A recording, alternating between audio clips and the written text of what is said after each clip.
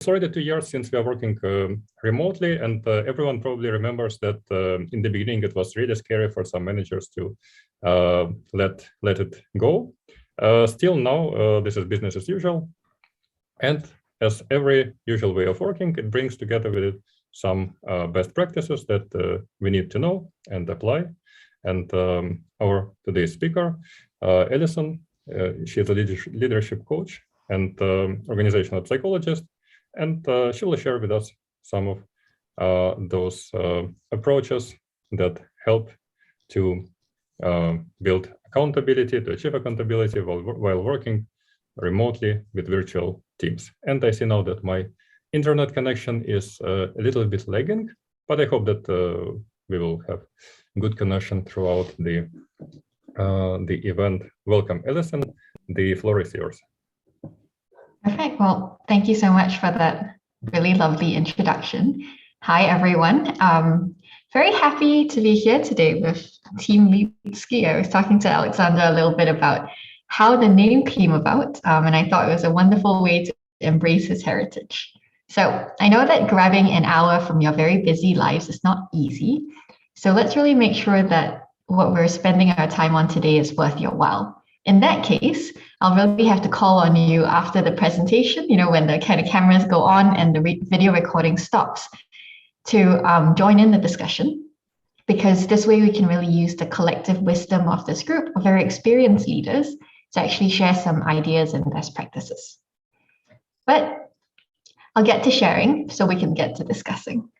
Okay, so our talk today, is entitled How to Navigate Virtual Distance to Build Infectious Accountability. I guess we're really here because of the promise of infectious accountability. It's every leader's dream, and there really is no better example of an ideal distributed team than a jazz ensemble, as you're seeing on the screen. There's a very famous story from Herbie Hancock, who is Miles Davis's former piano player, that really illustrates perfectly the concept of infectious accountability. He told a story about a gig that he did with Miles in Europe. On a particular song, he played a wrong chord while soloing, and when Miles heard it, he then played notes over that chord and changed its sound so that it would still work with the piece. Jazz ensembles, just like remote teams, they're made up of individual experts that must work together to actually walk that fine line between chaos and order. And their key ingredients? Trust, of course. And that's really where virtual distance comes in. So you can see here we've ripped the jazz band from stage, thrust them behind their computer screens in a black box grid that looks exactly like ours right now. Now, all of their interactions are mediated by a screen. And in doing so, we've increased their virtual distance. This jazz band can no longer rely on the high density information they have access to on stage, They've lost their ability to share in the emotional rush of a completed performance, to give that sweaty hug, to grab that beer afterwards. And overwhelming research from Wojcicki and Riley have shown conclusively that virtual distance is the statistical equivalent of distrust. So low virtual distance results in the strong trust bonds that are actually needed to build relationships. And these relationships are what motivates individuals to go that extra mile and to embrace accountability for their team's performance. So I'm sure as I'm saying this, you're already thinking of all the remote teams in your memory that actually work really well despite being physically apart. And you're right, physical distance is an oversimplification of the issue. High virtual distance can be found in two people sitting face to face, and low virtual distance, which is ideal in this case, can be found in people that have never physically met, that maybe live on opposite ends of the globe.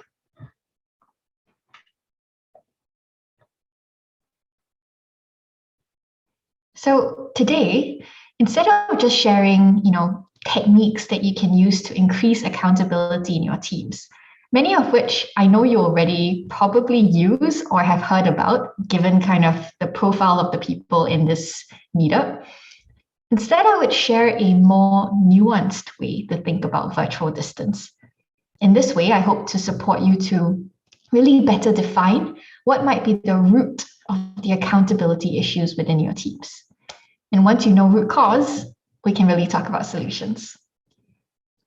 So towards the end of the discussion, I will also share some stories, some evidence-based suggestions on how to close up virtual distance, and if possible, maybe when to abandon screens entirely. But of course, before I dive into virtual distance further, I guess it's only polite to introduce myself a little bit, building on what Alexander had said.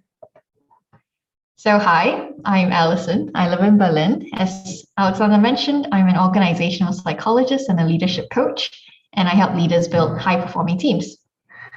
So over the last couple of years, much more, of course, within the last 2.5 years, I've had the opportunity to work with teams of pharmaceutical leaders, rocket scientists, erotic audiobook creators, game designers, and more, as they navigated the challenges of distance and distributed teams.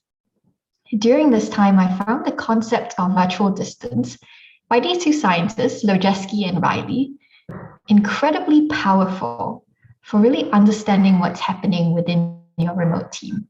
Because only if we know what's going on will we be able to address root cause, as opposed to, kind of slap on band-aids wherever possible. So today, my goal is that I hope to share some of these learnings with you. That's some statistics there, right? So let's talk about virtual distance. How does it impact our work? As you can see, these are some statistics that demonstrate uncontrolled virtual distance and the unintended and unwanted effects of them, right? Lojeski has been researching this topic for decades. Just for your knowledge, these statistics presented here are actually pre-COVID. But trust requires us to believe that people are able, believable, connected to us, and dependable, the ABCDs of trust. When virtual distance is high, as you can see, employees have very little context about who their counterparts are, how they feel about things, what are they striving for. As a result, you'll see that people often default to interpreting messages based on their own experience. And this can cause really distorted perceptions about other people's values and beliefs or intentions.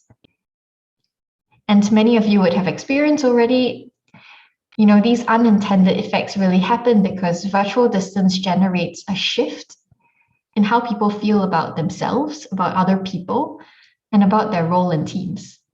In the absence of all of this shared context and this information, we have the connectivity paradox. The more people are connected, the more isolated they feel. And isolated people among isolated people do not trust.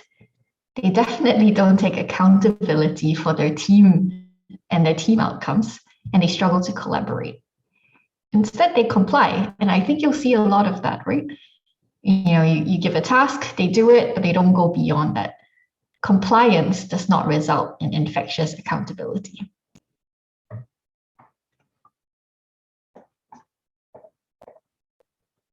So after talking a little bit about the impact of virtual distance, let's actually talk more about the concept of it. Virtual distance is really the catch-all phrase for these three categories of distance you see on the screen: physical, operational, and affinity. Just 2 days ago, actually, I was talking to a brand manager about cross-team collaboration. So for your information, he's based in Berlin at a global gaming company. He said something that really surprised me, actually. He said, well, their company is a product-focused company. So everyone sits in these cross-functional product teams. I'm guessing many of you probably lead them or are part of them as well. He described his Berlin-based marketing team as fellow supporters of a football team. They're very happy when the football team scores, but other than that, they don't really, reach out to support each other or try to interact. On the other hand, the global product teams that these brand managers are part of, they feel like this is the football team that they're actually playing in. You know, as football players in the same team, their work is interdependent. They share a common vision, a common identity. So even if they sit 10 time zones away from each other, they actually share a really fierce bond. So from this, you can see that physical distance is not the only distance that matters. In fact, sometimes it's a bit overplayed. It does impact virtual distance though. So when we think of physical distance, you know, we think of two kinds of distances: temporal, which means time zones, schedules, and geographic, right? So that's the classic distance we think of. But a lot of studies have already shown that putting people in an open plan office or in the same building doesn't always help. Many studies already show that when people work 30 meters or more apart, they may as well be 100 miles apart. And I'm sure if you think back in your memory, you know, how well do you know the people that work on the 4th floor if you're on the 5th, for example? How much does that actually impact your collaboration? Second type of distance then is operational. Operational distance refers to processes that facilitate or get in the way of team collaboration. Many of you might have experienced this gaping distance that can be created between maybe sales and operations as a result of competing OKRs or priorities. Operational distance is also made up of things like quality of communication. So if my internet starts going out now, we're going to have higher operational distance, and the supportive technology. And then finally, affinity. That's the one in orange. Affinity distance is about the depth of connections and the relationships between people. It's affected by value differences, communication styles, familiarity, interdependence, and most importantly, really, a sense of shared purpose. The feeling of, are we in the same boat? When affinity distance is high, employees may not understand what their colleague values in their work and vice versa. That's when you have all of these miscommunications. In the case of the brand manager, his Berlin-based marketing team may be physically very close to him. In fact, they've actually gone back to the office, but they were very far apart in terms of operational distance and had a very high affinity distance because of the lack of interdependence in their work.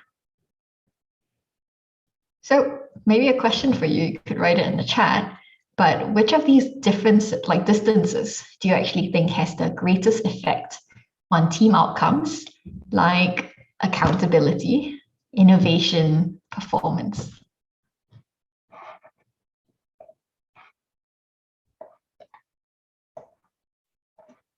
I'm watching the chat just to see if people are writing anything. Nope, Daniel says affinity. Yeah, okay. So a few people saying affinity, a few people saying operational. That's great, actually. I think the main takeaway is that physical impacts, but it's not the biggest one. Affinity, actually, statistically speaking, has 4 times the amount of impact that physical distance creates. Operational then is kind of about 2 times or so. So affinity really is the takeaway message, right? So the question, of course, is then now that you know, right, and that we kind of have a model to put, I think, a lot of what we already know in mind, right, to really think about this. What can we do about it, right? How do we start finding root cause? The first thing to do, of course, is measure it. And how do you measure it? Here, I'm going to offer actually everyone an opportunity, if you'd like, to take a screenshot or a picture. I'm not going to read through all of this and bore you. And for those who are really even more interested in this concept, Lojeski and Riley have an extra rigorous measure on how to assess virtual distance in their book, The Power of Virtual Distance. But what is on screen is a simplified set of key questions distilled from iterations of using this measure with teams in the work that we've been doing. these are the questions that were found most relevant and most impactful, and actually quite easy to implement in your team as well. In bold are the categories that they are meant to measure. So with this, you get to kind of holistically find out, okay, so what are the key areas that you might need to focus your efforts on? I would love to draw your attention to the question in orange. This is the question most related to team accountability. Having infectious team accountability requires individuals to feel like they're in the same boat, that they win together and lose together. Without this, you may have individual accountability within the group, but you probably wouldn't have the kind of group that picks up tasks that falls between the cracks or, really reaches out to actively support each other. So that's actually your key measure, but keeping these pieces in mind then, right? If you think affinity, you want to look at values, interdependency, relationship. Operational, you want to look at, do people understand shared context? How is the communication level in your team? What's workload like? And physical, it's about time zones, and of course, about how far the distances are between the groups that you want to measure. Let's actually talk about what you can do once you've assessed your gaps. So there are just a few examples here. I also really love the picture, absolutely adorable. But let me tell you a quick story about the circles in orange, actually. The solutions in the circles in orange, which are related to affinity, by the way, came from a project that we did with a team in a consulting firm whose members were always on the road at the customer. Each individual was working very well, actually. They were delivering a lot of outcomes, each of them were responsible for different things. But on the team projects, they were starting to see signs of members that were, kind of excusing their behavior by shifting responsibility or gently blaming other people for failing to deliver. So we assessed virtual distance with them with the questions that I had shown you just now, and found out that they had really high affinity distance. So this team didn't have much of a relationship together. They were always at their own customers, and they didn't see group outcomes as important because actually their performance review and everything was also very much tied to their personal outcomes. So we started with the first bucket, started with a team name, created with the initials of everyone in the team. At the very end, once you put the initials together and brainstormed a bit, the name was Disco Shark. And following that, they actually created a hilarious Zoom background with, disco balls that everyone turned on when they joined Zoom during team meetings. It was a way to signal that they're entering their space, right? That it was time for the group. To reinforce shared values, they created a game scoreboard of plus and minus points that people could give to each other when they see each other act according to team values. So this could sound threatening, but the team did well. They actually kept it very lighthearted and very silly. And so it managed to kind of keep team values and the team projects really up in the periphery of their minds as they were away at the different customers. And they also created time to talk about the group projects, highlight interdependencies, and then the team lead played a key role to highlight the importance of team projects by giving monthly reports and kudos on the company's intranet to really publicize and have a stake on these group outcomes. So the initiative was actually quite successful, but 4 months later, we measured it. It put a stop to most blaming behaviors, improved team accountability, and interestingly enough, it also increased individual job satisfaction. So later on, right, I'm going to kind of go into another slide, but I would love for us in the discussion point to really come back to this and really share what are some things that you have done that have worked well for your teams. But my last bit before we close up on this presentation is really about talking about when, if possible, we should just meet face-to-face.